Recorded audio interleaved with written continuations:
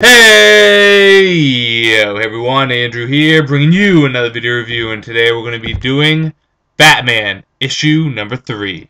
Take a look at this comic cover right here. In addition to this comic cover, I also picked up the variant for the week, which is right here, and I even went and picked up the variant for issue number 2, which is the Jim Lee cover right here. But we're not talking about issue number 2, we're talking about issue number 3. And last we left off, Bruce Wayne had just been attacked by an agent of the Court of Owls. Now, if you haven't been reading Batman, or if you're not familiar with what's been happening in the previous 2 issues, or maybe you just forgot, the Court of Owls is a secretive, powerful society that has been in Gotham since its start. They basically run Gotham, and they're so secretive and so powerful that, one, Batman didn't know about them. And for Batman not to know something, it's pretty big. 2 is the Court of Owls do not consider Batman a threat at all. They haven't been paying attention to him at all. Actually, just recently they started to acknowledge him. So for a secret society to not consider Batman a threat is a pretty big thing. They believe that Gotham is their town, not Batman's. So the question is this: will Batman be able to take on a society that's been around since the start of Gotham, that has just as much, if not more, resources than them? And in addition to that, how deep do the talons of the Court of Owls dig into Gotham? How much do they control? Where are their influences? Do they control Batman's allies and friends? And most importantly, will Batman be able to survive a predator of the Bat, the Owl? Well, you're just going to have to wait and see. So let's get into issue number 3 of Batman. The issue starts off with kind of a flashback back to Batman's great-great-great-grandfather, I believe. He's either great-great or great-great-great-grandfather. And basically him going a little senile, talking about how the Owls are out to get him. We then flash forward to Batman trying to get information on his would-be assassin, the agent of the Court of Owls. He doesn't really have a name at all. I kind of want to call him Talon because Batman keeps on referring to him as the Talon of the Court of Owls, but I'll just call him the agent of the Owls. So anyways, Batman's trying to get more information on this agent of the Owls, trying to figure out exactly how he got into Gotham's Tower and how he was able to get out. I mean, after being thrown out of the building, how was he able to escape? In addition to that, he's trying to find out more information on this Court of Owl, where they are located, how they operate, and exactly who are the members. And, well, Batman's investigations comes to a startling discovery about Wayne Manor and also his family, and exactly how deep those talons really go. So, with that said, let's jump into the good, the bad, and whether or not you should get it.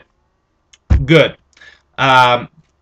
Great action starting things off. Batman fights a gang called the Whisper Gang, I think they called. They have masks on them, and he fights them in the sewer system, not the sewer system, but the train, underground train tracks, and it was a really nice fight. Good action scene. Greg Capullo really does good action. And the one thing I like about it is it's creative. For example, at one point, Batman takes his cape and wraps it around one of the attacker's knives and kind of disarmed him in that way. Which, if you think about it logically, if you've had any kind of self-defense or martial arts training, as I do, when dealing with a knife, you want to maybe cover up your hand or get something long to take it out or some way to disarm that knife. The general consensus is if you're fighting against someone with a knife and you don't have an equalizer of sorts, you're going to get cut. So for Batman to wrap his cape around the knife and to disarm him that way is actually a very logical way of doing things. But creative fighting, which is nice. I like it. Lots of content, lots of dialogue, and I really like Scott Snyder's inner dialogue for Batman, how he's very by the book, very scientific, gives you facts, not feelings. And I also like how we get more and more information on the Court of Owls. We get to see actually a bit of that suit that they're wearing, and it's a very clockwork suit, and it looks good. The story's progressing nicely, well-paced, very good. And I also like Alfred's voice in this. Bad.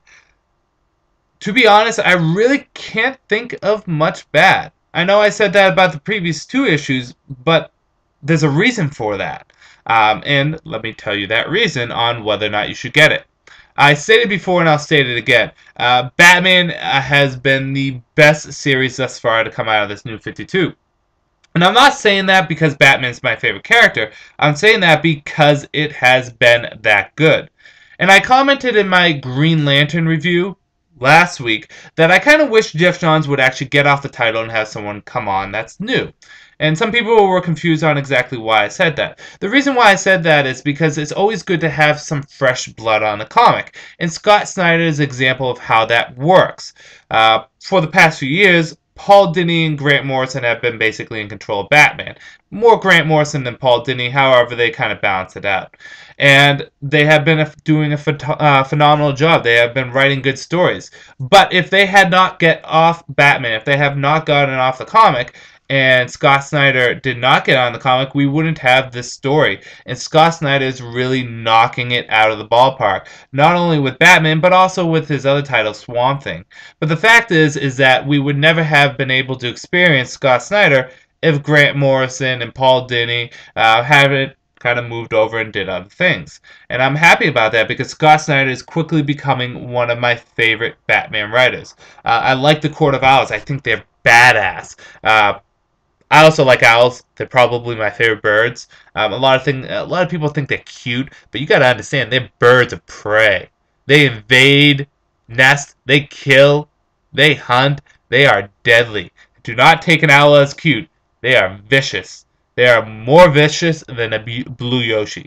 That's how vicious they are.